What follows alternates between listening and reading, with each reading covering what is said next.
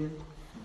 Prenez Esprit Saint, remplissez le cœur de vos fidèles et allumez en eux le feu de votre amour. Envoyez votre Esprit, Seigneur, et fera une création nouvelle. Prions Dieu qui avait daigné envoyer votre Esprit sur ce monde et nous, par ce même Esprit, de comprendre et d'aimer ce qui est bien, de jouer sans cette divine consolation, par le même Jésus-Christ, notre Seigneur. Que vous salue Marie, pleine de grâce, le Seigneur est avec vous, vous êtes bénie entre toutes les femmes, et Jésus, le fruit de vos entrailles, est béni. Saint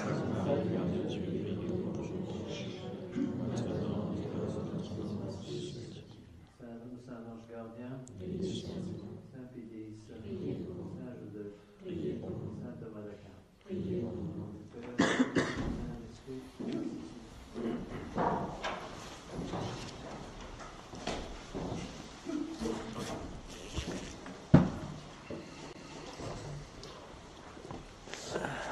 Bon, nous allons continuer donc, sur la Sainte Eucharistie.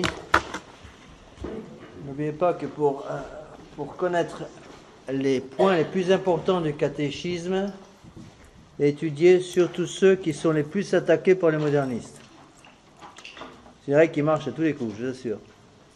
Prenez les points les plus attaqués par les modernistes et vous étudiez surtout ces points. Quels sont les points les plus attaqués par les modernistes? Le péché originel. Ils n'y croient plus. Le règne social de notre Seigneur Jésus-Christ et la présence réelle. Le sacrifice de la messe, le sacerdoce. Donc tous ces points-là doivent être étudiés.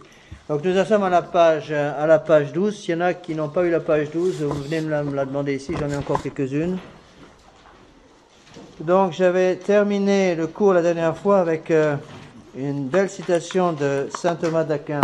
J'ai oublié de mettre son nom, mais en bas de la page 11, cette phrase dont j'ai parlé la dernière fois, la triple signification du sacrement de la Sainte Eucharistie, c'est de saint Thomas d'Aquin. Donc, saint Thomas explique que le sacrement de la Sainte Eucharistie a une triple signification. D'une part, elle signifie quelque chose du passé, d'autre part, quelque chose du présent, et enfin, en troisième lieu, dit-il au sommet de la page 12, quelque chose qui regarde l'avenir. Il faut bien comprendre ça. Surtout, c'est utile pour méditer sur l'importance de la messe. Donc, à l'égard du passé, la Sainte Messe fait mémoire de ce que notre Seigneur Jésus-Christ a fait dans le passé. Alors, attention. Parfois, on entend des fidèles qui disent des erreurs sur le sujet. Bon, dans la nouvelle Église, l'Église de Vatican II, ils considèrent que la seule chose qui est importante, c'est de faire mémoire du passé. Alors attention, le passé, c'est trompé. Il est vrai que la messe fait aussi mémoire du passé, mais ce n'est pas l'effet principal de la messe. La messe est un renouvellement actif, positif, au moment du sacrifice. C'est un renouvellement véritable du sacrifice. Mais vous ne pouvez pas dire ce que parfois on entend dans la tradition. Vous pouvez pas, les gens vont nous dire, sur l'abbé, vous n'avez pas le droit de dire qu'on fait mémoire du passé avec la messe. C'est du modernisme. C'est faux. La messe, c'est le texte de saint Thomas. La messe regarde le passé, le présent, l'avenir. Donc, quand le prêtre dit « Faites ceci en mémoire de moi », il se rappelle ce qui a été fait dans le passé. Notre Seigneur, après la Passion, plus exactement après l'institution de la Sainte Eucharistie, du sacerdoce et de la messe, il a dit à ses disciples, faites ceci en mémoire de moi. Donc au cours de la Sainte Messe, on fait mémoire du passé. Ce qui est faux, c'est de dire que c'est le seul but de la messe. Donc saint Thomas d'Aquin le dit très bien. Première signification en bas de la page 11, à l'égard du passé, en tant qu'il commémore la passion du Seigneur qui fut un véritable sacrifice. Et à ce point de vue, il est appelé un sacrifice. S'il y en a qui n'ont pas la feuille numéro 11, c'est plus facile de suivre quand vous l'avez, vous en avez ici. Donc, deuxième signification par rapport à la réalité présente, c'est ce qu'on appelle la communion. Il y a une deuxième signification, dit saint Thomas d'Aquin, à l'égard de la réalité présente, qui est l'unité ecclésiale à laquelle les hommes s'agrègent par ce sacrement, dit-il. Et à ce titre, on l'appelle communion. Et enfin, en haut de la page 12, la Sainte Eucharistie se rapporte également au futur, C'est traduit en général en français par une phrase que vous connaissez tous. La Sainte Messe, la Sainte Eucharistie est un gage de la vie éternelle. Donc c'est un gage de quelque chose qui arrivera plus tard. Donc c'est un gage du futur. Alors Saint Thomas le dit sous une autre forme, en haut de la page 12. Ce sacrement a une troisième signification, dit-il, à l'égard de l'avenir, en tant qu'il préfigure la jouissance de Dieu dans la patrie. À ce titre, il est appelé viatique, parce qu'il nous donne ici-bas la voie pour y parvenir. À ce titre encore, il est appelé Eucharistie, c'est-à-dire grâce, bonne grâce. Donc, essayons de revoir un petit peu rapidement ce que j'ai expliqué la dernière fois. On va insister lourdement là-dessus parce que ce sont des choses très très importantes. Il faut que les fidèles n'aient pas d'hésitation sur ces sujets qui sont tellement importants. Donc, je vous avais expliqué la dernière fois déjà un petit peu la transsubstantiation. Attention à bien utiliser le mot. On ne change pas les mots. Beaucoup de gens le disent, on entend ça constamment, le mot transsubstantiation est trop compliqué pour l'homme moderne. Comme si l'homme moderne était complètement stupide. Bon, si pendant des siècles et des siècles, les chrétiens ont compris le mot transsubstantiation, pourquoi voulez-vous qu'aujourd'hui, les chrétiens soient incapables de comprendre le mot transsubstantiation? Bon, c'est ridicule. Donc le mot transsubstantiation est parfaitement compréhensible. Bon, transsubstantiation, changement de substance. Le mot trans, en latin, veut dire passage. Passage d'un lieu à un autre. On passe d'un passage à un autre, d'une substance à une autre, donc transsubstantiation, changement de substance. Bon, alors, qu'est-ce que c'est que la substance? C'est la réponse à la question qu'est-ce que c'est? Si je vous présente par exemple une miche de pain devant vous, et je vous demande qu'est-ce que c'est, vous n'allez pas me répondre, ça fait 1 kilo. D'accord? Parce que ce n'est pas la réponse à la question qu'est-ce que c'est. Qu'est-ce que vous allez répondre? Vous allez dire c'est du pain. Si je vous présente devant vous sur une assiette une tranche de pain de 50 grammes, et je vous dis qu'est-ce que c'est, vous allez me répondre la même chose, c'est du pain. D'accord? Si je vous présente 5 ou 6 pains d'1 kilo, je vous demande qu'est-ce que c'est, même réponse, c'est du pain. C'est ça la substance. Donc, quelle que soit la quantité, la substance est toujours la même. D'accord? Donc, vous pouvez avoir 1 gramme de pain, 10 kilos de pain ou 100 grammes de pain, c'est la même substance. Ce qui va changer sont les accidents. Ça, c'est une chose à bien comprendre. Je vais réexpliquer pour être sûr que c'est bien dans les esprits. Donc, que se passe-t-il au cours de la Sainte Messe? Donc, il va y avoir d'abord un changement de la substance. La substance du pain change et devient la substance du sang de notre Seigneur Jésus-Christ. Bon. Avec la substance du pain sont attachés...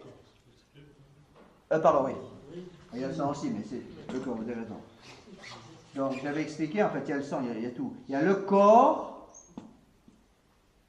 par ce qu'on appelle, vous vous rappelez le mot que j'avais utilisé, la force du sacrement. Il y a par la force du sacrement, la substance du pain est transformée en la substance du corps de notre Seigneur Jésus-Christ.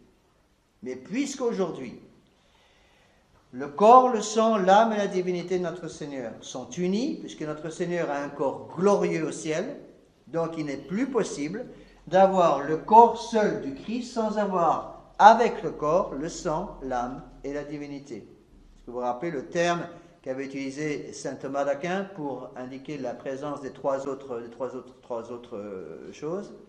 Concomitance. Donc par concomitance,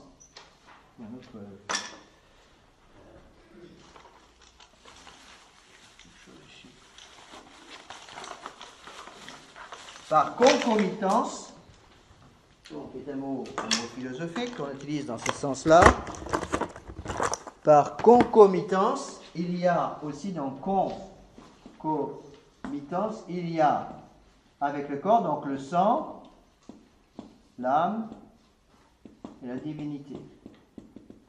C'est la raison pour laquelle vous recevez, quand vous communiez, pas simplement une partie de Dieu, mais la divinité complète. Le corps, le sang, l'âme et la divinité. Le corps unit à la divinité, le sang unit à la divinité, l'âme unit à la divinité. D'accord? On ne peut pas séparer les deux.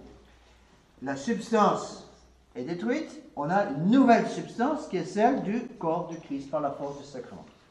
Les accidents du pain, eux, restent. Quels sont les accidents du pain? Avec la quantité. On peut consacrer une hostie ou 50 hosties. Je peux consacrer un ciboire complet qui va contenir par exemple 300 hosties. Le prêtre va consacrer par exemple la grande hostie du prêtre qui est en taille supérieure à celle que vous utilisez. C'est toujours du pain, d'accord, au début. Donc les accidents, ça va être la couleur. Ça va être peut-être une gravure qui est imprimée en relief sur l'hostie. Par exemple, souvent il y a une croix ou un agneau de Dieu ou notre Seigneur Jésus-Christ crucifié. Bon, ça dépend des hosties, parfois il n'y a rien du tout, ça dépend des hosties. Ce sont les accidents. Donc les accidents, eux, sont inchangés. Donc il y a toujours les mêmes accidents. Donc quand je parle d'accidents, c'est les accidents sont fixés sur la substance. D'accord? Les accidents du pain sont fixés sur la substance du pain. Mais lorsque la substance change, devient du pain, à partir du pain devient le corps de notre Seigneur Jésus-Christ, les accidents sont toujours là. Donc la couleur est toujours la même. La quantité est toujours la même, la qualité est toujours la même, tous ces accidents ne changent pas. C'est la première chose qu'il faut bien comprendre. Alors, parfois, certains livres, certains catéchismes, utilisent d'autres mots qui veulent dire en fait la même chose. Par exemple, les apparences, c'est un synonyme du mot accident. Dans certains catéchismes, dans la définition de la Sainte Eucharistie, il est dit changement de la substance en présence de notre Seigneur Jésus-Christ, son corps, son sang, son âme et sa divinité, sous les apparences du pain et du vin. C'est en fait synonyme du mot accident. Pourquoi j'utilise le mot accident? Parce que le mot philosophique, c'est le mot accident. Mais vous pouvez utiliser le mot apparence, c'est pareil. On parle aussi, surtout en français, il n'y a pas d'équivalent dans les autres langues, on parle aussi des espèces. On parle des espèces eucharistiques. Qu'est-ce que ça veut dire? C'est-à-dire la présence de notre Seigneur Jésus-Christ sous l'apparence du pain et du vin. Donc on peut aussi parler d'espèces eucharistiques. C'est un mot typiquement français qui n'existe pas dans la plupart des autres langues. Alors, pour la deuxième consécration, qu'est-ce qui se passe? Il y a donc la substance du vin qui est là avec ses accidents. Alors, quels sont les accidents du vin? Donc, on a déjà expliqué ça. Les accidents du vin, ce sera la quantité. Vous pouvez mettre 3 gouttes de vin dans le calice, ou au contraire, un peu plus. Vous pouvez utiliser différentes sortes de vin. Vous avez un vin blanc, un vin rouge, un vin rosé. Bon. Il peut y avoir un vin avec des degrés d'alcool qui sont différents selon les pays, selon les coutumes locales. Ce sont les accidents. Donc la substance du vin disparaît, devient par la force du sacrement. Qu'est-ce que vous allez avoir? Le sang de notre Seigneur Jésus-Christ. Mais ce sang est toujours uni à la divinité. Donc par concomitance, qu'est-ce que vous allez avoir? Le corps, l'âme et la divinité. Donc corps, âme, plus divinité. Pourquoi? Parce que le sang est uni à la divinité, le corps est uni à la divinité, l'âme est unie à la divinité.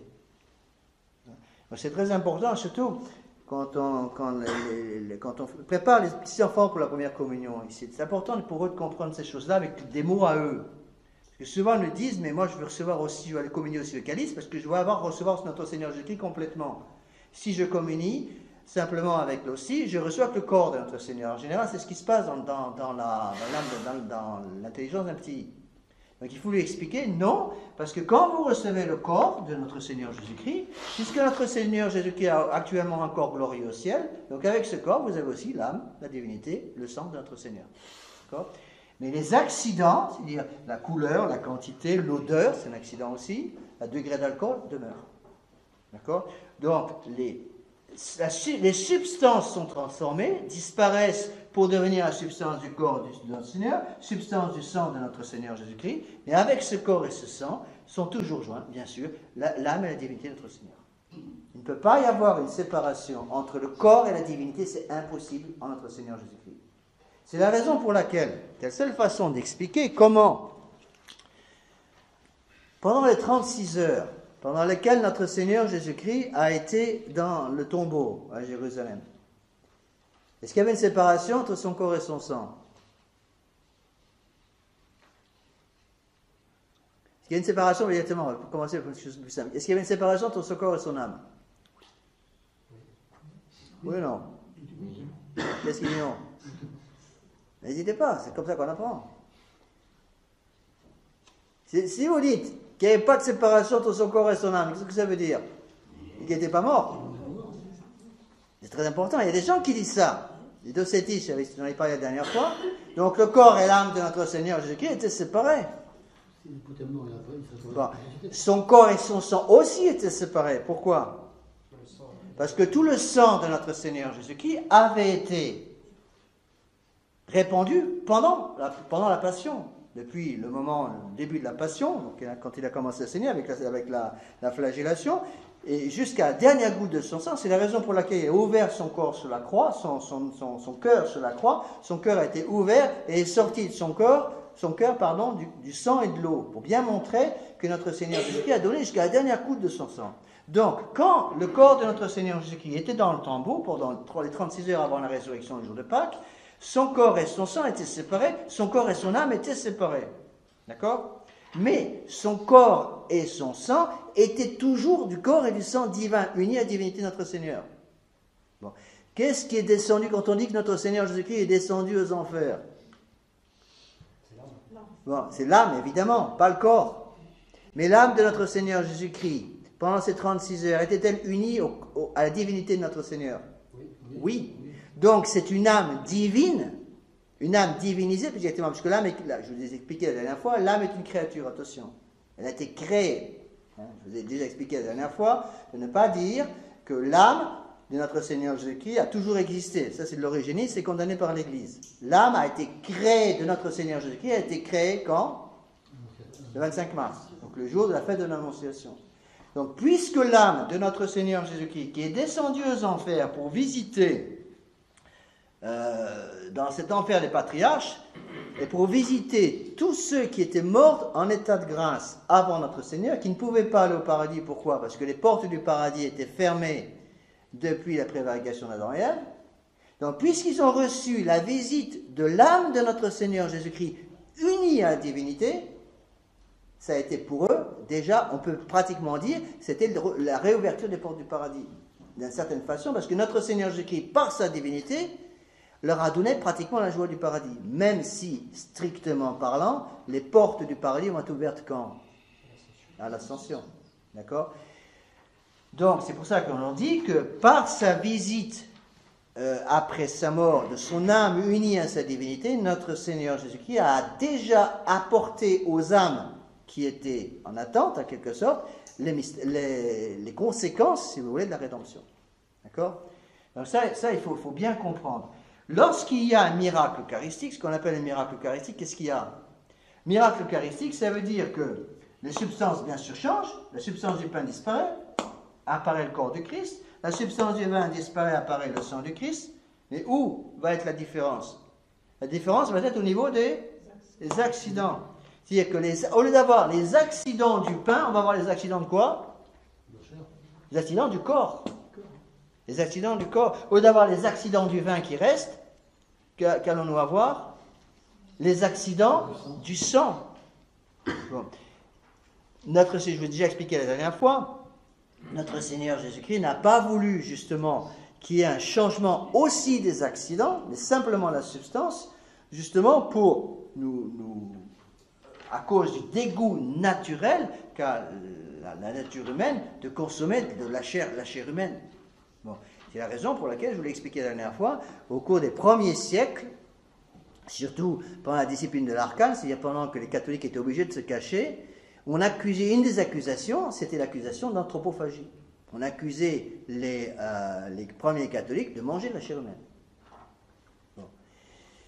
C'est une accusation assez difficile à rejeter, parce qu'en fait, c'était vrai d'un certain côté. C'est-à-dire, on mange vraiment le corps, on reçoit vraiment le corps de notre Seigneur Jésus-Christ, mais sous les apparences sous les apparences du pain, c'est-à-dire les accidents consommés ne sont pas les accidents du corps, mais au contraire ne sont pas les accidents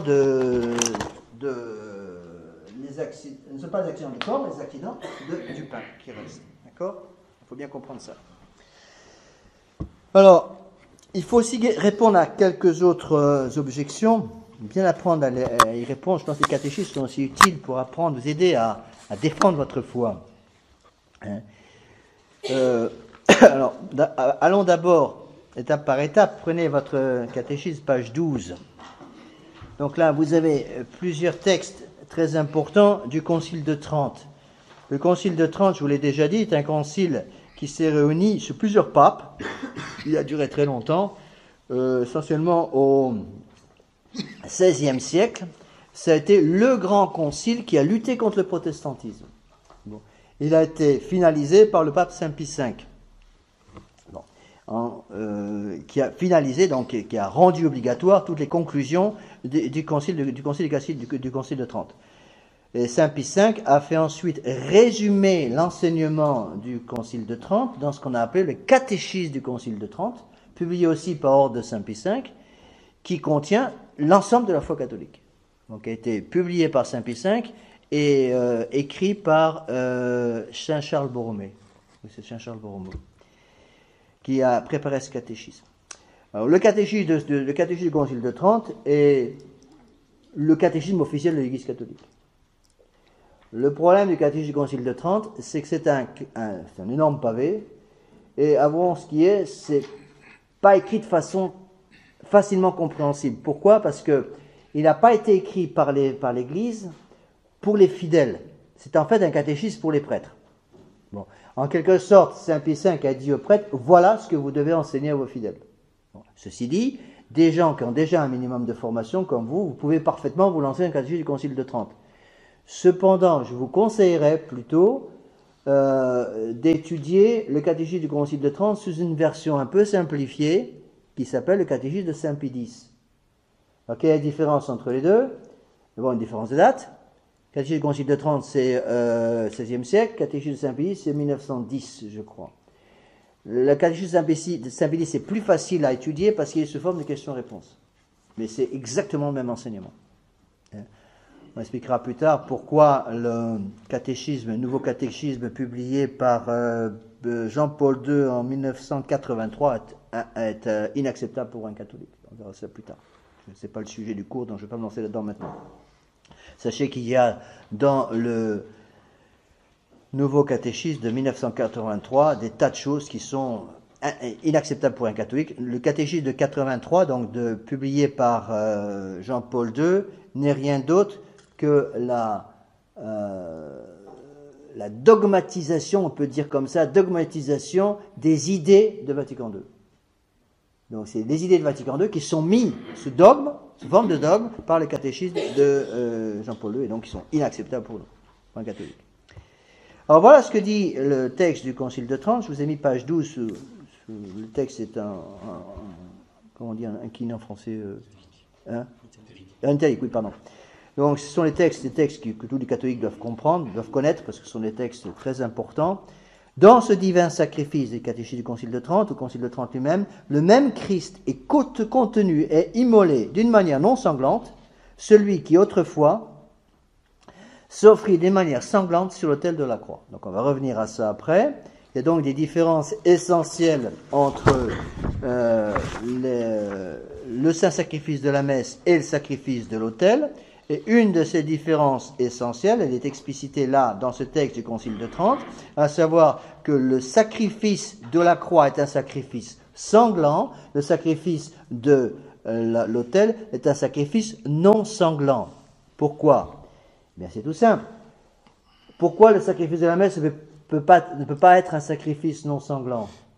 Parce que notre Seigneur Jésus-Christ a aujourd'hui un corps glorieux. D'accord?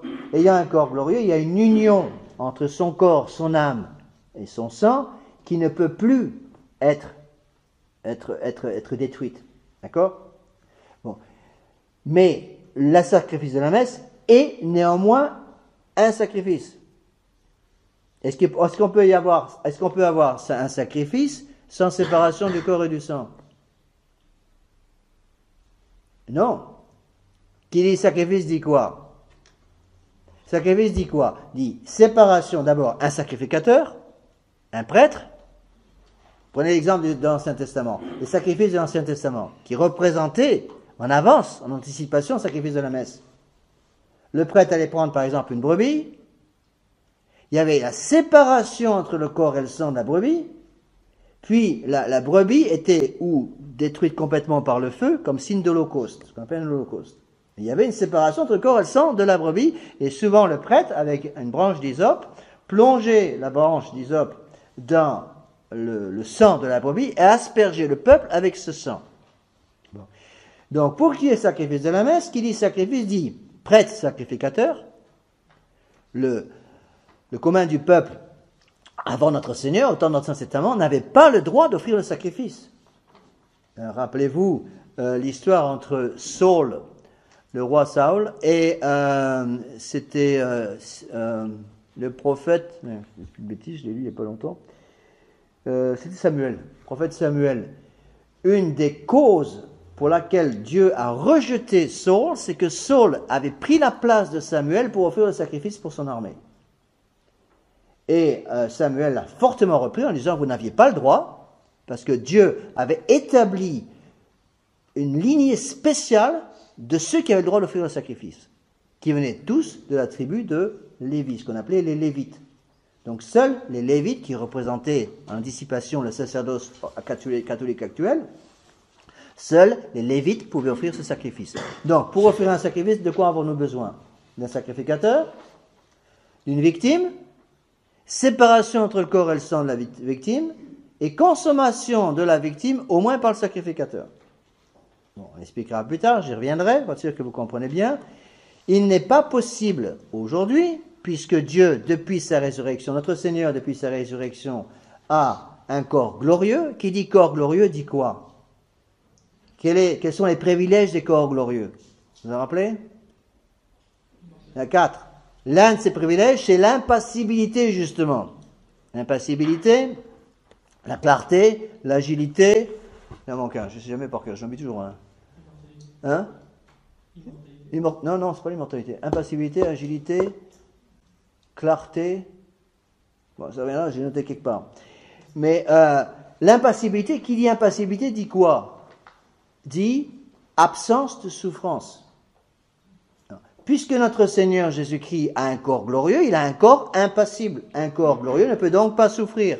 Il n'est plus possible pour notre Seigneur Jésus-Christ d'avoir aujourd'hui une séparation physique entre son corps et son sang. Mais, puisque le sacrifice de la messe est un véritable sacrifice, il faut donc qu'il y ait une séparation entre le corps et le sang. Puisque cette séparation physique sanglante n'est plus possible, elle va être opérée par une séparation sacramentelle. Et c'est la raison pour laquelle nous avons une double consécration. Une double consécration veut dire quoi? Veut dire qu'il va y avoir une première consécration, la substance du pain va être transformée en la substance du corps de notre Seigneur Jésus-Christ, complètement séparée de la deuxième consécration, qui est la consécration qui va changer la substance du vin en substance du sang de notre Seigneur Jésus-Christ.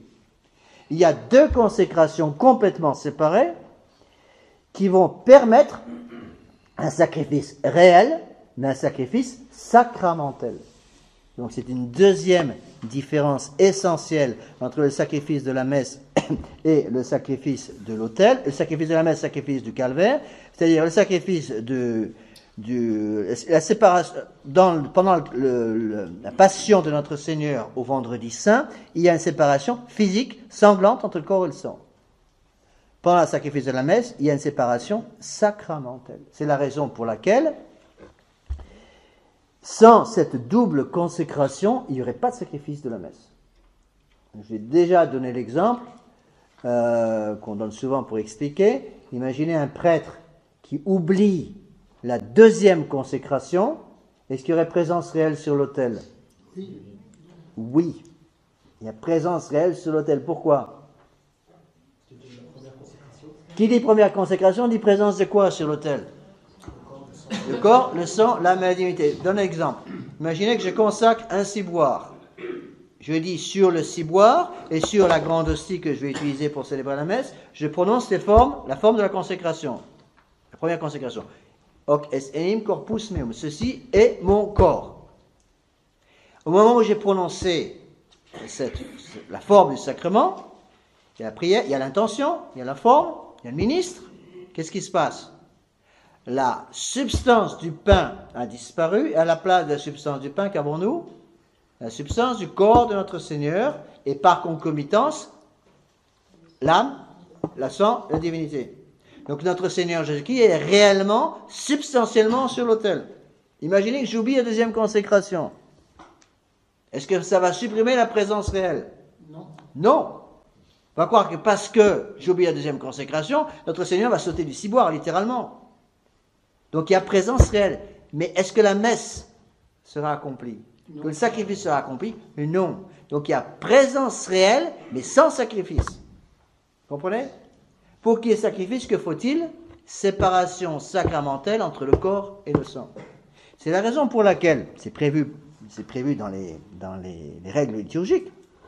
J'ai déjà dit, malheureusement, ça m'est déjà arrivé une fois, en Australie, au nord de l'Australie, où j'ai eu malheureusement une fois, et ça m'a hanté à chaque fois que je célébrais ma messe, j'ai oublié la deuxième consécration. Je m'en suis pas aperçu tout de suite. Le servant de messe ne m'a rien dit. Heureusement, c'était en semaine. Et ce jour-là, j'avais consacré un ciboire.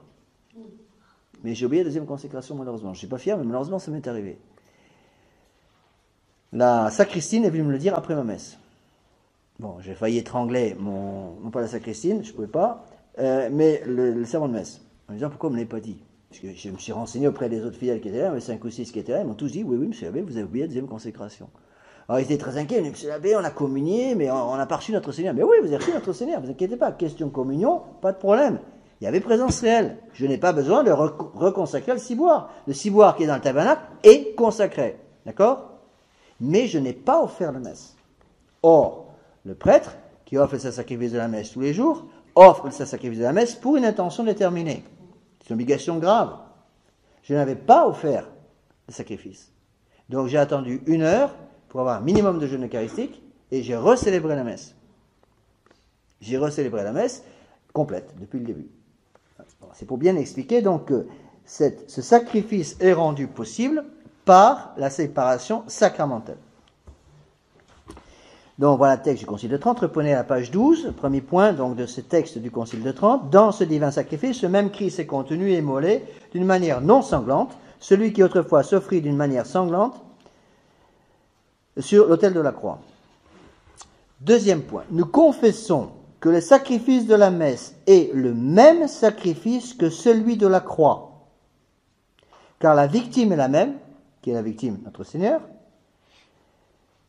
à savoir le Christ, notre Seigneur, qui s'offrit lui-même comme sacrifice sanglant sur l'autel de la croix. La victime sanglante et non sanglante est la même, dont le sacrifice est renouvelé chaque jour dans la Sainte Eucharistie à la demande de notre Seigneur. Faites ceci en mémoire de moi. Donc là, on touche un dogme de foi, on verra après les dogmes de foi concernant la Sainte Eucharistie. La messe est véritablement, substantiellement un sacrifice. Troisième point, le prêtre est aussi le même, le Christ notre Seigneur, car c'est le ministre qui offre le sacrifice, consacre les saints mystères, non en sa personne propre, mais en celle du Christ, comme le montrent les mots de la consécration, car le prêtre ne dit pas « ceci est le corps du Christ », mais « ceci est mon corps ». Agissant ainsi, il change la substance du pain et du vin en la substance même du corps et du sang de notre Seigneur. Qu'est-ce que ça veut dire? Ça veut dire que si un prêtre, au lieu de dire la formule de consécration « ceci est mon corps », disait « ceci est le corps du Christ », est-ce que la messe serait valide? Non. Pourquoi? Parce qu'on introduirait une mutation substantielle de la forme et de l'intention. Le prêtre agit au nom du Christ. C'est la raison pour laquelle le prêtre va dire « ceci est mon corps ». D'accord? Au début des prières du canon, donc il va dire, la veille, le jour où notre Seigneur Jésus-Christ fut livré, il prit du pain dans ses mains saintes et adorables, etc. Vous connaissez ce texte. On parle à la troisième personne. Bon. Il leva les yeux au ciel, bénit le pain et dit, à ce moment, il y a un changement de ton. Il y a 2 points. Il y a un changement de ton pour bien montrer qu'il y a un changement dans l'intention de l'Église à ce moment-là. les caractères d'imprimerie changent. La taille des caractères va changer considérablement, la couleur aussi, en général c'est un changement de couleur aussi. Ceci est mon corps. Donc là on passe à la première personne. C'est évident que quand je célèbre la Sainte Messe et que je dis ceci est mon corps, c'est pas le corps de l'abbé Laffitte, c'est le corps du Christ. Pourquoi le prêtre dit-il ceci est mon corps? Parce que le prêtre agit au nom de notre Seigneur. Donc si un prêtre s'amusait à dire ceci est le corps du Christ, il introduirait non seulement une mutation substantielle de la forme, c'est-à-dire des mots utilisés pour le sacrement, mais il introduirait également une mutation substantielle de l'intention. Pourquoi? Parce qu'il n'agirait plus au nom du Christ, une personne à Christi, c'est-à-dire comme personne du Christ. C'est la même chose quand vous allez vous confesser. Quand vous allez vous confesser, on a déjà vu ça, quelles sont les formules quelle est la formule la partie substantielle de la forme du sacrement de pénitence? Je t'absous de tes péchés au nom du Père, du Fils et du Saint-Esprit. Je t'absous. C'est pas le prêtre qui absout. Le prêtre absout, oui, mais il absout au nom de notre Seigneur Jésus-Christ. À tel point que si le prêtre disait que notre Seigneur Jésus-Christ t'absolve au nom du Père, du Fils et du Saint-Esprit, l'absolution serait invalide. Pourquoi? Parce que là encore, il y aurait une mutation substantielle de la forme du sacrement et une mutation substantielle de l'intention derrière le sacrement. Donc le prêtre doit agir au nom du Christ. C'est la raison pour laquelle l'Église n'a jamais osé changer même un iota des formes des sacrements. Les formes des sacrements, c'est ce qu'il y a de plus sacré dans l'Église catholique. C'est là où on comprend le crime, il n'y a pas d'autre mot à utiliser, le crime impardonnable de ceux qui ont osé changer les formes sacramentelles avec l'introduction des nouvelles formes consécratoires, surtout pour les nouvelles messes de langue étrangère, en anglais par exemple, où ils ont changé la forme. À partir du moment où on change la forme, on joue avec le feu. Bon, c'est évident que quand on modifie ce qui a fait l'essence de la forme pendant des siècles et des siècles, on finit par payer les pots cassés. Et le résultat est là, on le voit de nos yeux, on finit par perdre la foi. Et exposer le sacrement à l'invalidité. Je vous ai déjà expliqué que c'est le gros problème avec même les nouvelles ordinations sacerdotales qui ont été changées en 1968. En 68, ils ont changé les formes consécratoires et, on verra ça plus tard, et en même temps aussi l'intention de l'Église. Eh bien, en changeant ça, et qu'est-ce qui se passe? Du coup, à partir de 68, tous les prêtres qui ont été ordonnés avec la nouvelle forme en 1968 et après sont douteusement prêtres. Personne ne peut savoir. Et douteusement prêtres. Le problème, c'est qu'ils ont fait la même chose, je vous l'ai déjà dit, en 1968 également, avec les formules de consécration d'évêques. Encore plus grave. Parce que l'évêque, c'est celui qui ordonne. Et là, c'est encore beaucoup plus grave, comme ils ont utilisé, on verra ça plus tard, ils ont utilisé une formule des rites orientaux, mais qui n'est pas une formule consécratoire, mais une formule de bénédiction, en fait, des patriarches nommés à leur poste, qui sont déjà évêques. Donc, on a introduit les mutations telles dans le nouveau rite de consécration des évêques établi en 1968, qu'il est vraisemblable, là, on peut dire beaucoup plus qu'un risque, là, il est vraisemblable que la nouvelle consécration d'évêques à partir de 68 est invalide. Vous voyez les conséquences. Si la nouvelle consécration des évêques ordonnée à partir de 68 par le nouveau rite est invalide, ça veut dire quoi? Ça veut dire que tous les prêtres qui ont été ordonnés par ces évêques après ne sont pas prêtres. Vous voyez les conséquences. Donc il faut s'accrocher absolument à tous ces textes. Alors, répondons également à quelques objections importantes. Donc, quand on parle de la Sainte Messe, une des objections qui nous est souvent opposée par les gens modernes, de l'Église moderne, ils nous disent, mais vous célébrez la messe en latin, moi je ne comprends pas le latin. Les gens ne comprennent pas le latin. Et donc c'est complètement ridicule de vouloir absolument célébrer la Sainte Messe en latin. Bon, réponse, je me fiche complètement que vous compreniez ou non le latin. c'est pas vous que je parle. C'est la réponse. La réponse, c'est que je parle au bon Dieu, et lui, il comprend très bien le latin. Bien mieux que moi. Donc, il n'y a pas de problème. Je continue à célébrer ma messe en latin, parce que le latin est la langue de l'Église. Au moins pour le rite latin. Donc, puisque Dieu comprend le latin, pas de problème.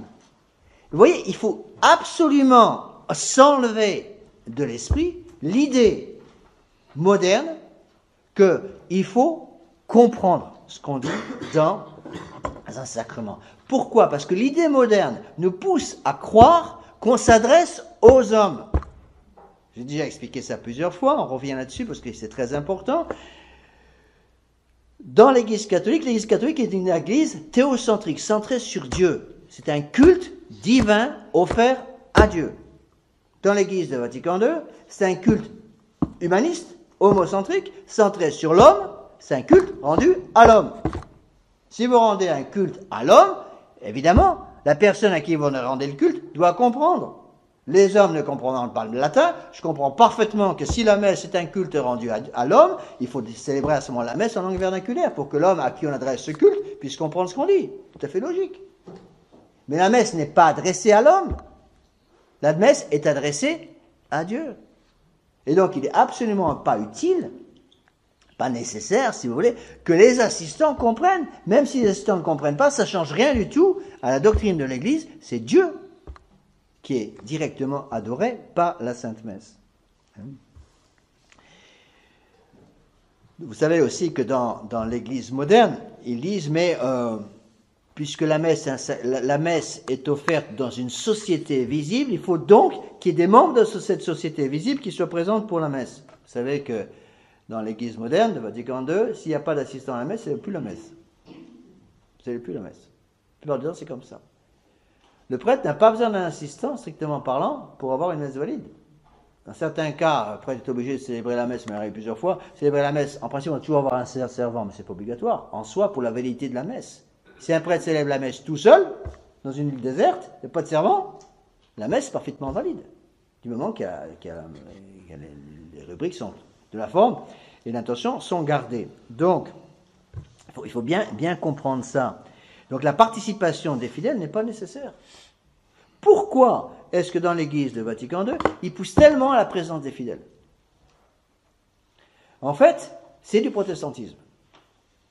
Parce que, il faut bien comprendre ça, Martin Luther prétendait que la participation, la présence des fidèles est nécessaire par la foi des fidèles pour rendre présent notre Seigneur Jésus-Christ. Donc, qu'est-ce que faisaient les protestants? Ils allaient dire les formules de la forme sur le pain, ceci est mon corps. On élève l'hostie après les paroles de la consécration pour la présenter aux fidèles. Par l'intermédiaire de la foi des fidèles, notre Seigneur Jésus-Christ est présent dans l'hostie, et à ce moment-là, j'ai une réflexion. Dans le sacrifice traditionnel de la messe, qu'est-ce qui se passe?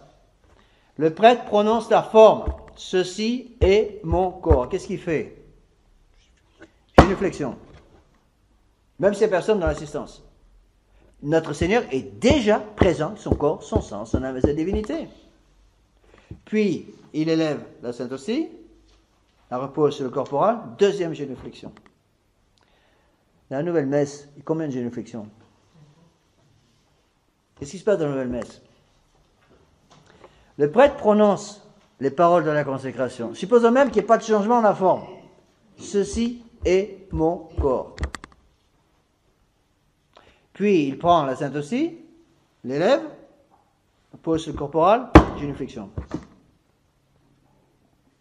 Vous allez me dire, mais monsieur l'abbé, ils prétendent qu'ils croient quand même à la présence réelle. Peut-être dans certains cas, ils y croient, c'est vrai. Mais alors pourquoi ont-ils supprimé la première génuflexion? Je vous ai déjà expliqué, on en viendra plus tard, je vous ai déjà expliqué que le danger fondamental de la nouvelle messe, c'était le fait que c'est une messe équivoque. Ça veut dire quoi équivoque? Qui peut être interprétée par un catholique comme catholique et interprétée comme protestante par un protestant. Peut-on interpréter la messe traditionnelle de façon équivoque? Impossible.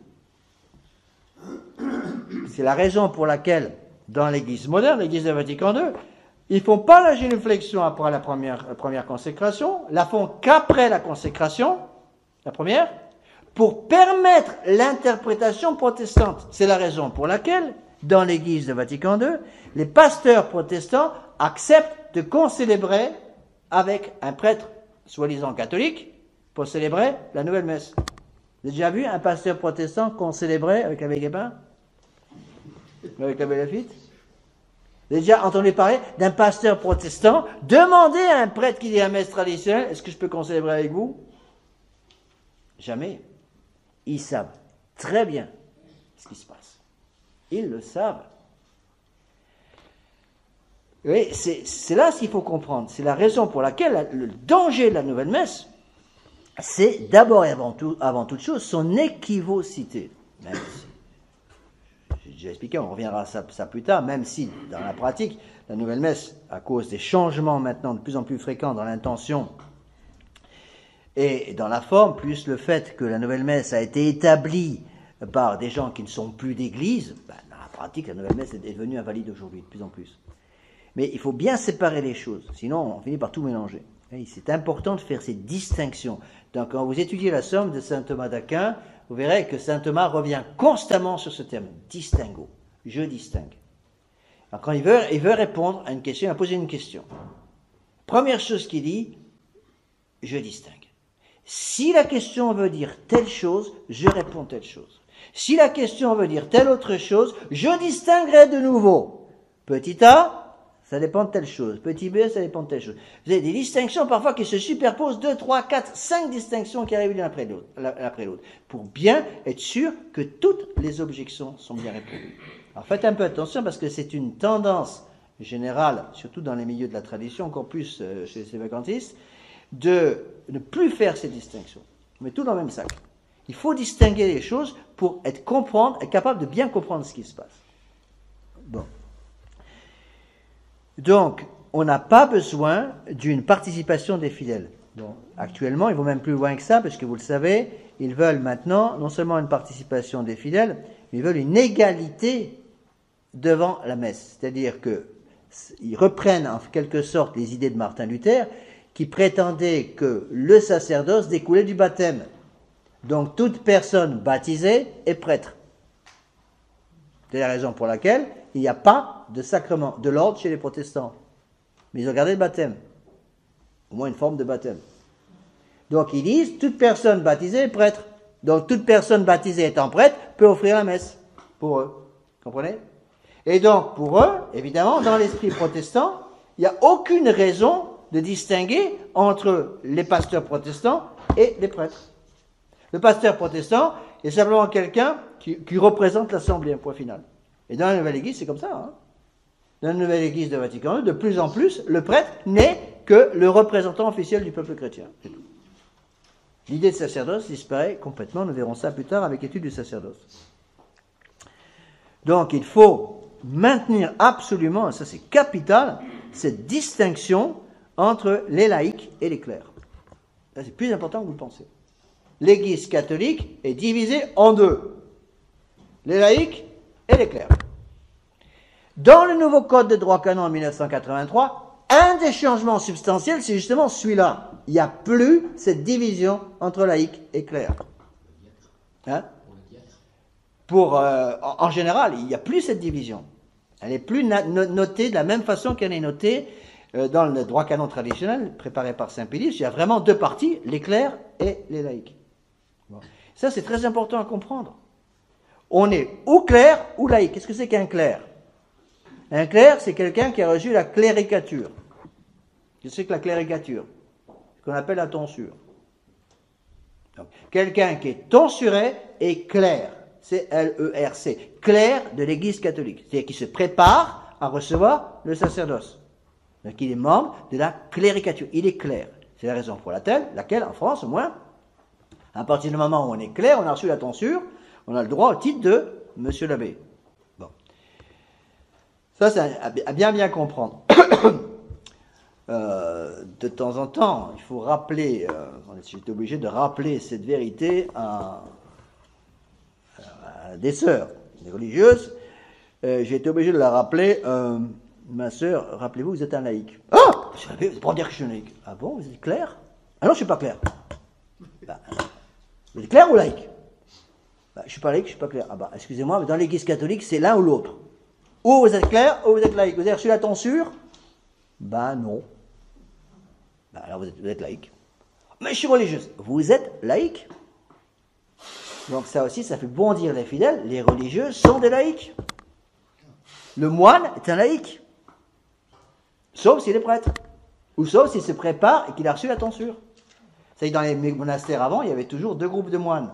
Les moines de cœur, qui étaient clairs, et les moines, les frères convers, ce qu'on appelle les frères convers, qui avaient les vœux de pauvreté, chasteté et obéissance, mais qui n'avaient pas la cléricature.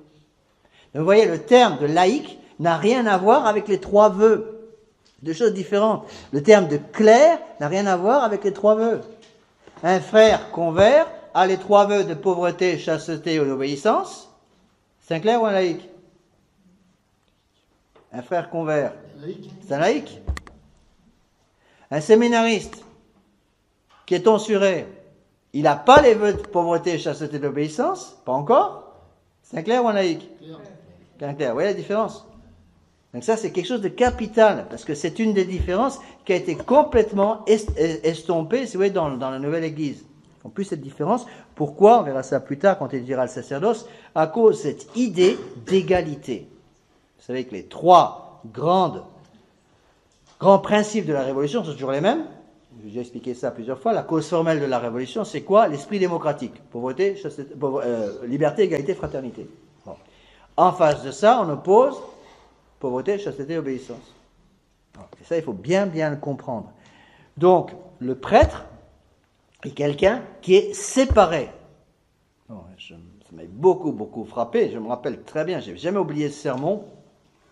Un des plus beaux sermons que Monseigneur Lefebvre nous a donné pour les ordinations, qui date, je ne me rappelle plus de quelle année, mais il y a très longtemps, il avait dit aux prêtres, aux jeunes prêtres, avant qu'ils soient ordonnés, donc le sermon a lieu avant l'ordination même, il avait dit, à partir du moment où vous allez devenir prêtre, vous n'aurez plus jamais le droit de dire que vous êtes un homme comme tous les autres hommes. Et c'était vrai. Moi, ça m'a frappé quand il avait dit ça. Vous n'aurez plus jamais le droit de dire que vous êtes un homme comme tous les autres hommes. Et vous ne pourrez plus jamais effacer cette différence essentielle qui existera entre vous et les autres hommes, à savoir le caractère du sacrement de l'ordre. Et il a rajouté ensuite un deuxième paragraphe en disant, même si malheureusement ce prêtre, dans son comportement, a oublié son caractère sacerdotal, vous devez toujours le respecter comme prêtre parce que ce caractère est inamovible. Vous comprenez? Ça, c'est très important à comprendre aujourd'hui. Il faut le réexpliquer constamment aux fidèles, c'est qu'il y a encore une fois, il y a une division dans l'Église, où on est clerc, où on est laïc. Où on appartient à la cléricature, où on est membre du deuxième groupe, à savoir le groupe des laïcs. Bon, il y a des laïcs qui vont aller au ciel, rassurez-vous, pas que les prêtres qui vont au ciel, j'espère. Il y a aussi les laïcs, tout le monde peut y aller, à condition qu'on soit en état de grâce. C'est pas parce qu'on est clerc aussi qu'on va au paradis directement. Bon, parce que les clercs, ils ont plus de responsabilités. Donc, quelqu'un qui est clerc a plus de responsabilités, on peut dire, aura peut-être dans certains cas, au moins, plus de difficultés à aller au paradis, parce qu'évidemment, il a plus de responsabilités à porter. D'accord? Donc, bien distinguer ces choses-là.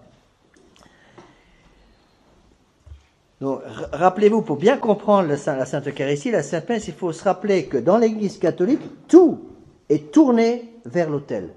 Tout est tourné vers le Saint-Sacrement, c'est-à-dire vers la présence de notre Seigneur Jésus-Christ au tabernacle. Donc le tabernacle est le centre de l'Église. Quand vous rentrez dans une église ancienne, imaginez, vous rentrez dans un beau monastère roman ou gothique même, mais construit à l'ancienne, si vous voulez, quand vous rentrez, tous les regards, la lumière même qui vient des vitraux, tout va être centré sur la croix des transepts, à savoir l'autel. L'autel du sacrifice. C'est le centre de tout. Quand vous rentrez dans une église moderne, qu'est-ce qui est le centre? Le micro. C'est ça. Le microphone, c'est bien le centre. Et le Seigneur, il est mis où? Sous le côté. Quand il est là. Il n'est certainement pas là. Mais s'il était là, il est mis sous le côté. Et devant, au lieu d'avoir un hôtel, qu'est-ce que vous avez? Une table de cuisine. Pourquoi? Parce que ça devient un repas. Voilà. Ça, il faut bien comprendre toutes ces choses-là.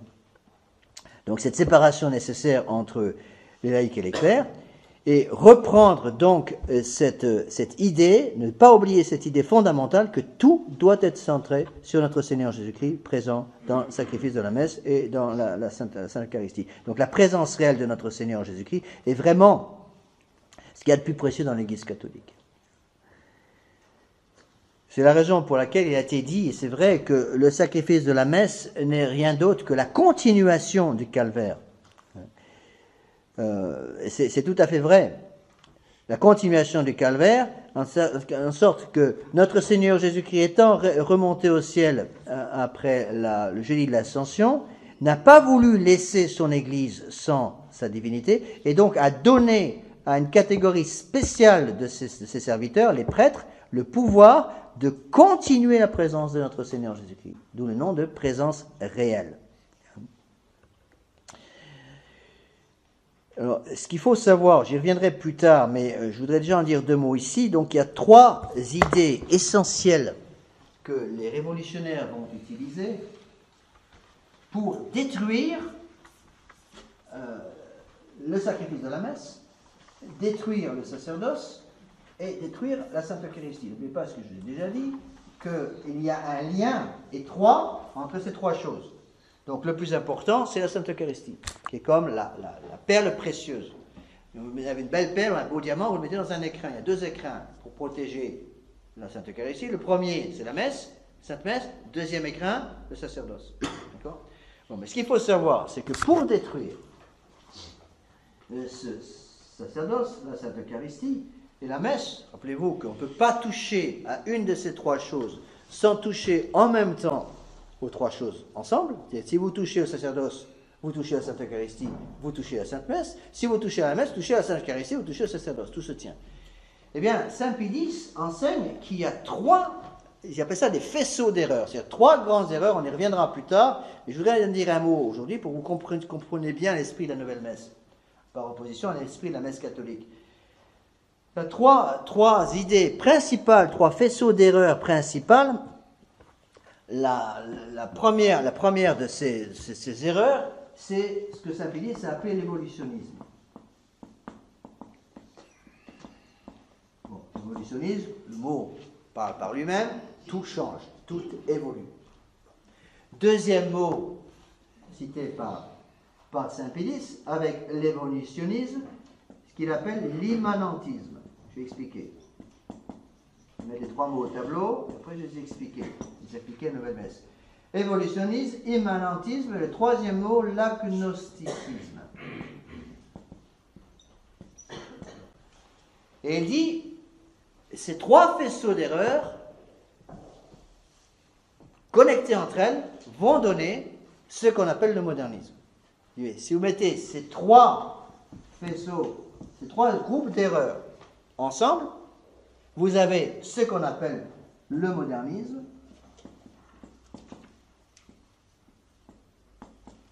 qui a un nom philosophique, on l'appelle modernisme, c'est un nom qui est en fin de compte assez mal choisi parce qu'il donne l'impression que c'est quelque chose de moderne, c'est pas du tout moderne. Les idées modernistes, elles datent des premiers siècles de l'Église.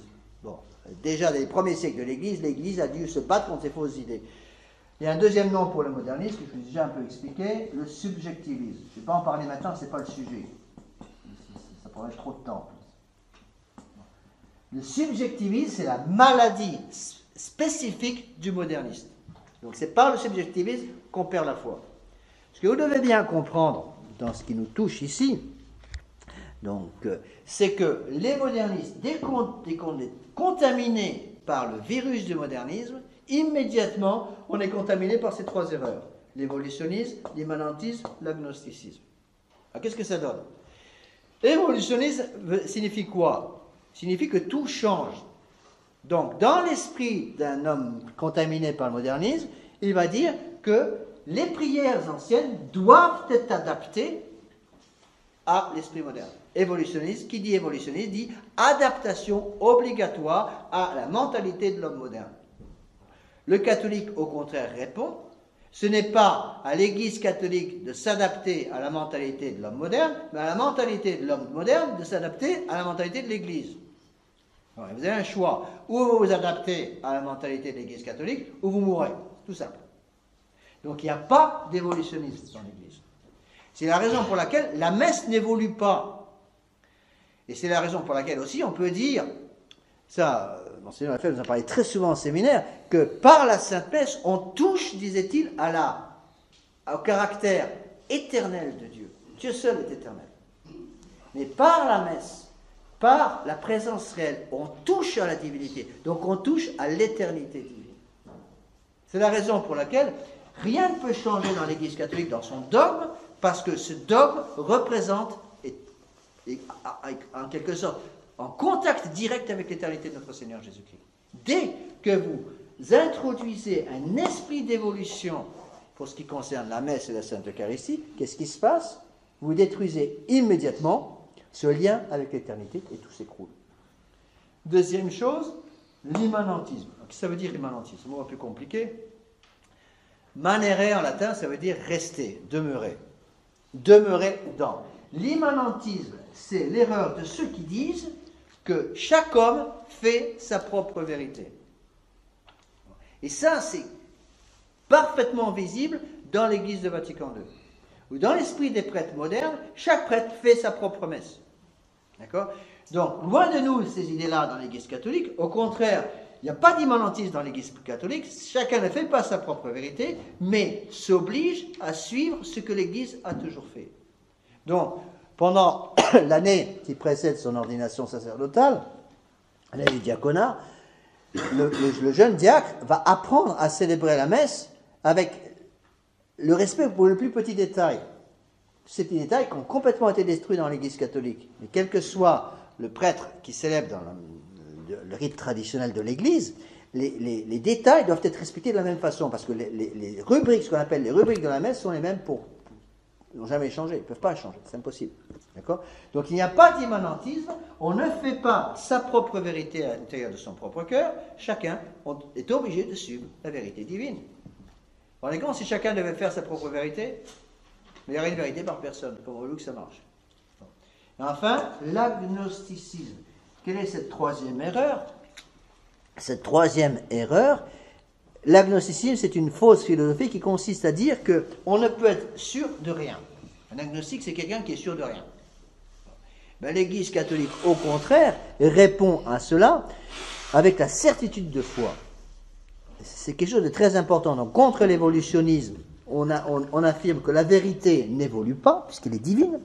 Contre l'immanentisme, la vérité est objective et donc ne dépend pas de l'extérieur, n'est pas adaptable à chaque personne, mais c'est chaque personne qui doit s'adapter, se soumettre à une vérité qui existe indépendamment de nous-mêmes. Et contre l'agnosticisme, on apporte, si vous voulez, la certitude de la foi. Et c'est ça qui fait la grandeur de la foi catholique. C'est cette certitude de la foi, à savoir, nous avons une certitude absolue que l'Église est divine. Et si l'Église est divine, son enseignement est divin, et donc on ne peut pas avoir d'erreur. Avec la science, ça change tout le temps. Ça change tout le temps. Ouais, même des exemples. Je me rappelle quand j'étais en études secondaires, puis un peu après même, avant d'entrer au séminaire, toutes les fameuses théories qu'ils nous racontaient sur l'électricité, par exemple. Alors, au début, ils disaient l'électricité, ça marche tout droit, ça fonctionne tout droit, donc c'est une onde tout droite. Bon. Après, l'année suivante, ils ont changé, ils ont dit, ah bah non, ça a changé, maintenant on a découvert que c'est une onde ondulatoire, donc ça se promène comme ça. Bon. L'année suivante, avant le bac, ils ont dit, ah non, c'est encore changé, maintenant c'est des photons lumineux, des petits éléments de lumière qui transportent une énergie lumineuse. Bon, la réponse c'était, on n'en sait strictement rien. C'est ça la vraie réponse. Bon, ben ça n'existe pas dans l'Église catholique. Il faut absolument s'enlever, je dirais, cet état d'esprit qui consiste à vouloir s'adapter au monde moderne. Et c'est la grande difficulté qu'ont les gens qui viennent ici pour la première fois. Les gens qui viennent ici pour la première fois ont une énorme bonne volonté. Pour franchir le seuil de cette église, quand vous venez de l'église de Vatican II, il faut être ou fou, ou avoir une force de volonté incroyable quand vous venez de l'église moderne. Imaginez un peu tout ce que vous entendez. Bon, il y a des personnes, il n'y a pas longtemps ici, qui nous ont parlé, qui ont parlé à la sœur Marie-Pierre, à qui j'ai parlé au Jardin des Plantes. J'ai une grande partie de mon apostolat au Jardin des Plantes, parce que je dis mon brouillard tous les jours là-bas. Eh bien, il y a un ménage qui a commencé à s'intéresser à la foi catholique, par l'intermédiaire de la sœur Marie-Pierre, parce que tout le monde lui parle facilement, et voilà, je peux en dire le mot. Bon, elle est tellement souriante, tellement gentille, tout le monde tout le monde accepte sœur Marie-Pierre, tout le monde l'appelle ma sœur. Même les modernistes. Moi, il m'appelle monsieur. Bon, la sœur, c'est ma sœur. Bon. Et la sœur fait un travail apostolique incroyable pour ramener les gens au prêtre. Eh bien, on a commencé à faire le travail sur ce ménage. Donc, je suis allé là-bas une fois avec la sœur, bien sûr. Et pour voir ce ménage, 3 enfants, on commençait à faire du travail sur les enfants, proposer de faire un peu de catéchisme. Ces gens avaient allé à la messe à Saint-Clément. Donc, fraternité Saint-Pierre. Qu'est-ce qu'on leur a dit? Attention, les sacrements donnés par l'abbé Guépin et l'abbé Lafitte sont invalides. Ils sont plus venus. Donc imaginez la force de caractère qu'il faut pour des gens qui ont eu cette espèce de lavage de cerveau intellectuel pendant des années. N'oubliez pas que le modernisme, la nouvelle messe, Vatican II, c'est 65. La nouvelle messe, c'est 69. Ça fait 40 ans, ça. Presque 50. On dit qu'une génération, c'est 20 ans. Donc 40 ans, ça fait 2 générations. Donc des gens qui ont subi le modernisme pendant 40 ans, 2 générations sont passées, la foi est morte. Plus de foi. S'ils ont conservé un peu de quelque chose de la foi catholique, c'est un miracle. Imaginez la force de volonté qu'il faut pour ces gens-là de dire, bon, je vais quand même aller à cette messe. Bon, parfois on les voit, moi je le vois, souvent ils arrivent en retard, par exemple des gens comme ça arrivent pendant le sermon, ils ne se sont même pas rentrés. Parce qu'ils se rendent compte, c'est quelque chose de complètement différent. Eh bien, quand nous avons des gens comme ça qui viennent ici, évidemment, il faut se leur sauter pas dessus en les en dehors. Pratiquer la charité. Essayez d'aider ces gens, justement. N'oubliez pas que c'est des gens qui n'ont rien eu. Mais qu'est-ce qu'ils ont eu? Ils ont été complètement contaminés par l'évolutionnisme, l'immanentisme et l'agnosticisme. Ils ne le savent pas. Tu leur dis à ces gens, vous êtes un agnostique. Ah, c'est quoi ça? Vous êtes un immanentiste et vous êtes un évolutionniste et vous regardez avec des yeux ronds. Mais en fait, c'est ça. On est contaminé par ces idées-là. Et c'est la raison pour laquelle il importe pour nous d'étudier fortement notre catéchisme pour pouvoir nous décontaminer. Et la meilleure façon de se décontaminer, c'est la prière, l'usage des sacrements et l'étude. Et en général, ce qu'on fait avec des gens comme ça, quand on a des nouveaux paroissiens, je suis très content de recevoir des nouveaux paroissiens, des nouveaux paroissiens qui viennent de l'église de Vatican II, on est obligé de leur demander, écoutez, communiez pas tout de suite, attendez un petit peu, il faudrait quand même un peu réétudier votre catéchisme, et on les aide à se préparer à une bonne confession générale. Après une bonne confession générale, si on voit qu'ils ont encore un peu la foi, eh bien à ce moment-là, on les aide pour essayer de se rétablir, si vous voulez, au niveau de la foi, de réétudier leur catéchisme, et souvent ils nous disent, mais mon père, j'avais jamais entendu parler de tout ça avant. Jamais entendu parler de tout ça avant. Donc faites attention, justement, même, je dirais, dans les milieux de la tradition, nous avons parfois été contaminés par ces choses-là. Surtout, essentiellement, ceux qui ont eu le malheur de faire des études universitaires. Ça, il faut le savoir. Hein.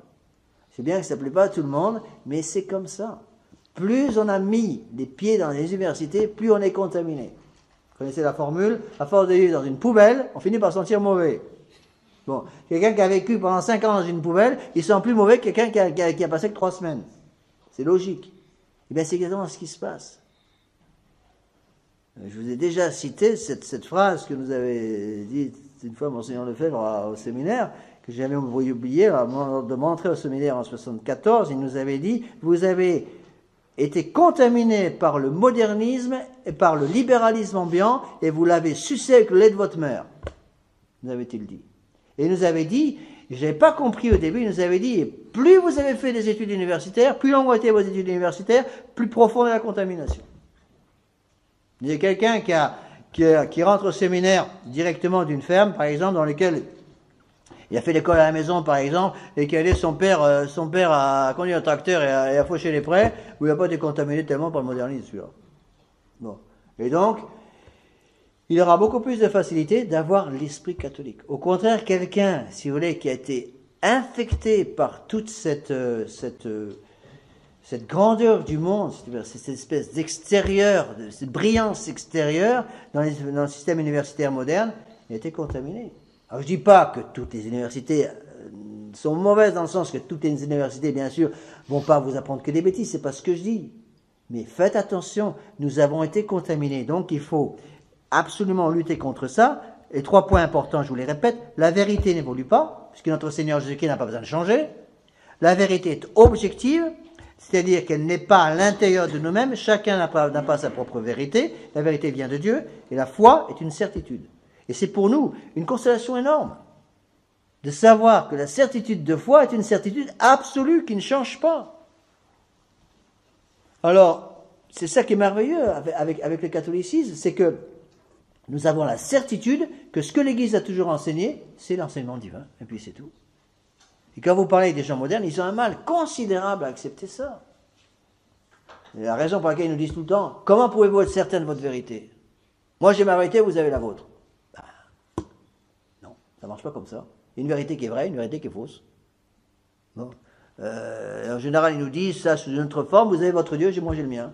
Ben oui, mais le problème c'est qu'il y en a un qui est vrai, beaucoup qui sont faux. Voilà, c'est comme ça. Et quand on me demande quelle est la différence entre l'Église catholique et votre Église et les Églises modernes, eh bien, la différence est toute simple. L'Église catholique est centrée sur Dieu, les Églises modernes sont centrées sur les hommes ou le démon. Bon, voilà. Et c'est ça qu'il faut bien comprendre. Donc attention à bien se mettre ces choses-là dans la tête.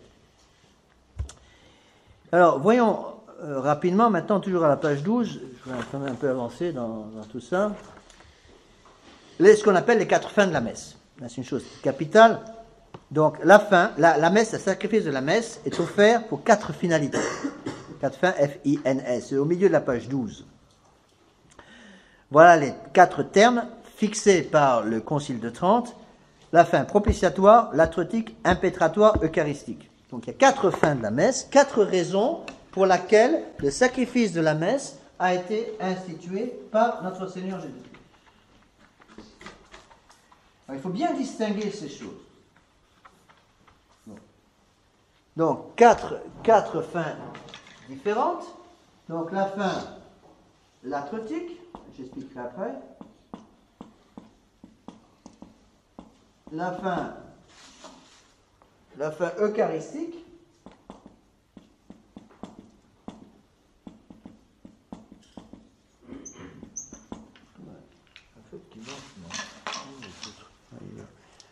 La fin eucharistique, la fin impétratoire,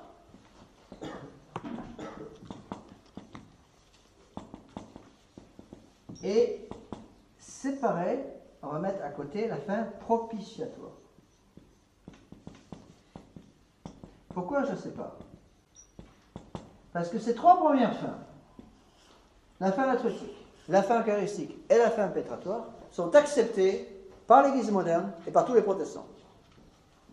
Tous les protestants reconnaissent que la messe est offerte pour une fin latretique, eucharistique et impétratoire, mais nient catégoriquement que la messe soit offerte par propitiation. Donc il faut bien comprendre ces termes. Alors, on va essayer de les expliquer.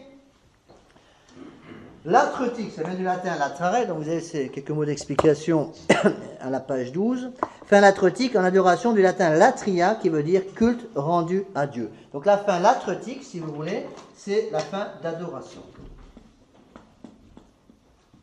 On peut dire l'acte par lequel la Sainte Messe est offerte est la plus belle adoration qu'on puisse rendre à notre Seigneur Jésus-Christ. Donc c'est d'abord, avant tout, un acte d'adoration. Eucharistique. Le mot eucharistique, la fin eucharistique, le mot eucharistique veut dire action de grâce. Donc la messe est aussi offerte en action de grâce. Impétratoire. Dans le mot impétratoire, vous avez le mot latin petere. Petere en latin veut dire demander. Donc la fin impétratoire, c'est la fin de demande. Donc, attention, on a le droit de dire que la messe est un acte d'adoration, la messe est un acte d'action de grâce, et pendant le sacrifice de la messe, c'est un acte, on a le droit de faire des demandes. Mais, La fin la plus importante de la messe, c'est la fin propitiatoire. Qu'est-ce que ça veut dire, propitiatoire? On peut mettre des synonymes. C'est la fin de réparation. Et ça, c'est capital à comprendre. Tous les protestants et tous les modernistes acceptent la fin latrutique, eucharistique et propitiatoire. Ils acceptent et reconnaissent que la messe est un acte d'adoration, d'action de grâce et de demande. Ça ne les gêne pas. Propitiatoire refuse catégoriquement. Qu'est-ce que ça veut dire propitiatoire? Se rendre propice, ça veut dire que vous savez donc là, à la page 12, les explications, c'est le texte du Concile de Trente que j'ai cité là, c'est la fin par laquelle Dieu est apaisé et nous est rendu propice. Si donc avec un cœur pur, une foi vive et une douleur interne pour nos péchés, nous immolons et offrons la très sainte victime, nous obtiendrons sans aucun doute miséricorde du Seigneur et ses grâces en temps de besoin, car l'odeur de cette victime plaît tellement au Seigneur que nous donnons la don de sa grâce et de la contrition et nous pardonne nos péchés. Qu'est-ce que ça veut dire? Réparation, ça veut dire que nous allons utiliser le saint sacrifice de la messe pour détruire le péché. Pourquoi les protestants et les modernistes refusent-ils cette fin? Parce qu'ils disent, notre Seigneur a déjà détruit tous les péchés. Donc tous les péchés sont détruits. Pourquoi voulez-vous ajouter une fin propitiatoire à la messe puisque les péchés sont déjà détruits? Réponse.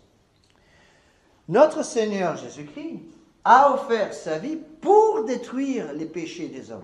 Mais pour pouvoir utiliser le sang de notre Seigneur Jésus-Christ, il faut accéder à ce sang par une vertu spécifique. Laquelle? Quelle est la vertu qui vous donne accès au sang de notre Seigneur? Non, la vertu. La charité. C'est la vertu de charité qui nous donne accès au sang de notre Seigneur. Pas la vertu de foi, attention. Est-il possible pour quelqu'un d'être en état de péché mortel et d'avoir la foi? Oui. Est-il possible pour quelqu'un d'être en état de péché mortel et d'avoir l'espérance? Oui. Oui. L'espérance n'est pas détruite par le péché mortel, attention. Heureusement d'ailleurs. Vous vous rendez compte, si on perdait l'espérance par le péché mortel, mais on serait tous au cimetière.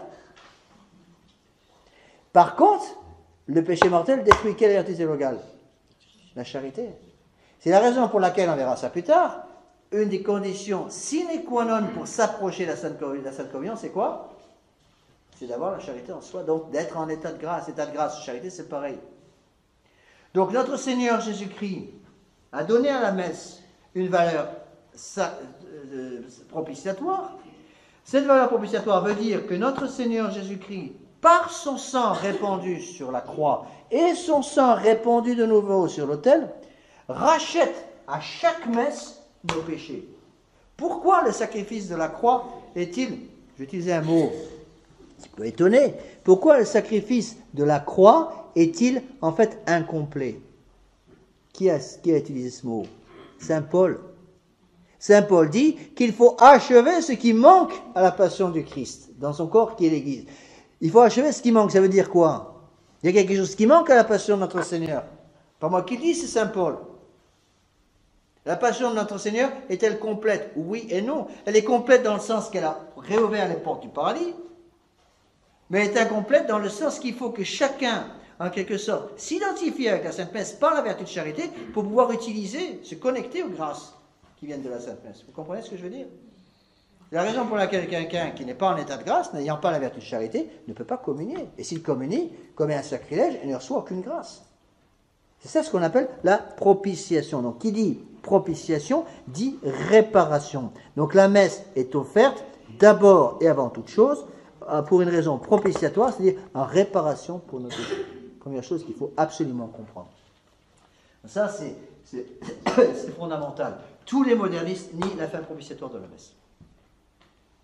La plupart des prêtres modernes vont vous dire, par sa passion, notre Seigneur a détruit tous les péchés. Donc il suffit de croire en lui, et par notre foi, nous obtenons, nous pouvons monter au ciel par la foi. C'est la chose qu'il faut, c'est la foi. C'est le protestantisme pur et simple. Bon. Ou certains vont dire, nos péchés sont toujours là, Mais notre Seigneur Jésus-Christ les a couverts par son sang. Donc, à quelle sorte? Le sang couvre les péchés. Ils sont cachés. Ils sont toujours là. C'est la raison pour laquelle le protestantisme a cette espèce de froideur, mène constamment au découragement le plus complet. Parce que les péchés sont toujours là. C'est ça qui est épouvantable pour un protestant. Le protestant ne peut pas se confesser. Je ne sais pas si je vous ai déjà raconté cette histoire invraisemblable qui m'est arrivée à Albuquerque. J'étais en paroisse, une chapelle à Albuquerque aux États-Unis, dans l'État de Nouveau-Mexique. Je ne sais pas si je vous ai déjà raconté cette histoire, mais je m'excuse si je me répète, parce que je deviens vieux, je radote un peu. Mais ça m'a profondément marqué. Donc, je célébrais la messe en semaine et j'avais remarqué, au fond de la chapelle, dans Albuquerque, il y avait un monsieur que je n'avais jamais vu, un jeune, une trentaine, qui assistait à la messe. Il était à genoux au fond de la chapelle et manifestement il pleurait. Donc je célébrais ma messe, il y a quelques fidèles, c'était en semaine, je termine ma messe, je vais à la sacristie, j'enlève les vêtements, les fidèles étaient partis, et ce monsieur était toujours au fond. Donc je vais le voir, et je lui dis, excusez-moi, mais est-ce que je peux vous aider en quelque chose? Et il me dit, mon père, j'ai besoin de me confesser. Donc je lui dis, mais il n'y a aucun problème, je vous confesse tout de suite. Je vais au confessionnal, je mets le surplis et l'étole, je ferme la porte, et j'attends, il ne vient pas. Donc j'attends quelques secondes, je ressors, je dis, ne vous inquiétez pas, je vais vous aider, venez. Je le prends par le bras pour essayer de l'aider à venir se confesser. Et je me remets au confessionnal, je l'attends, il ne vient pas. Je ressors, et cet homme vraiment pleurait toutes les larmes de son corps. C'est impressionnant de voir un homme qui pleure. Et je lui dis, mais venez, je vais vous aider, ne vous inquiétez pas. Je vous ai à faire une bonne confession. Il m'a répété, mon père, j'ai grandement besoin de me confesser. Je dis, mais venez, je suis là pour ça, le prêtre peut pardonner des péchés. Et il m'a dit, je ne peux pas. Bon, j'essaie de l'aider, j'ai expliqué la contrition, j'ai expliqué le pardon de notre Seigneur Jésus-Christ, etc. Et puis, il s'est un peu énervé, parce que manifestement, il était énervé parce que je ne comprenais pas le problème. C'est vrai que je ne comprenais pas le problème. Il a fini par me dire, je ne peux pas, je suis presbytérien. Voilà, je me suis dit, là, il y a un problème là. Et je lui ai dit, effectivement, je ne peux pas vous confesser. Vous n'êtes pas catholique. Il m'a dit, je sais. Il est parti en pleurant. J'ai oublié. J'ai essayé de lui expliquer ce qu'était le baptême des désirs. J'ai essayé de lui expliquer, de revenir quand on a essayé de l'aider. Qu'il pourrait comprendre un jour peut-être ce qu'était la foi catholique. J'ai jamais revu. Mais j'ai jamais oublié. C'est là où je me suis rendu compte, peut-être encore plus, je savais déjà par mes études, mais par la foi que j'avais, que j'ai toujours, j'espère, mais j'ai compris ce qu'on avait dans la foi catholique. Il faut réaliser ça. Imaginez quelqu'un qui a un tas de péchés mortels, donc qui littéralement a crucifié notre Seigneur sur l'autel de son cœur, selon la belle phrase du Saint Curé d'Ars, qui s'approche du confessionnal, qui se met à genoux, il a le démon dans le cœur. Et lorsque le prêtre célèbre, dit les paroles de l'absolution, je t'absous de tes péchés, au nom du Père, du Fils et du Saint-Esprit, cette personne ressort notre Seigneur Jésus-Christ dans son cœur, et tous les péchés mortels sont détruits. Les péchés ne sont pas cachés par le sang de notre Seigneur, ils sont détruits. C'est ça la propitiation. Mais donc, notre Seigneur Jésus-Christ a détruit les péchés, mais comme les péchés continuent d'être commis malheureusement jour après jour dans le monde moderne, et on est bien pour quelque chose, vous et moi, il faut donc que notre Seigneur Jésus-Christ applique le sang de sa rédemption par la messe. C'est ce qu'on appelle la fin propitiatoire de la messe. Par la Sainte Messe, notre Seigneur Jésus-Christ nous nous rendons propices à notre Seigneur Jésus-Christ. Nous utilisons en quelque sorte le sang de notre Seigneur Jésus-Christ pour obtenir justement le pardon de nos péchés. Et c'est la raison pour laquelle la messe est vraiment un sacrifice. Donc relisez, je vous demande de faire attention de bien relire ce polycopier. Le polycopier est un petit peu compliqué, la Sainte Eucharistie n'est pas quelque chose de très simple. Ces textes du Concile de Trente peuvent apparaître un peu compliqués. Relisez-les tranquillement. Aussi, faites un effort Surtout pour ceux qui, pour une raison ou pour une autre, ont manqué un cours, par exemple, il y aura une raison X ou Y pour laquelle vous manquez un cours. Obligez-vous, si vous pouvez, sur Internet, vous avez tous les cours qui sont sur fichier audio, sur le site Notre-Dame-des-Dons.net, et vous réécoutez le cours. Réécoutez le cours que vous avez manqué, ça vous aidera beaucoup pour suivre sans trop de problèmes les cours que je vous donne le vendredi. Donc, prochain cours, vendredi prochain.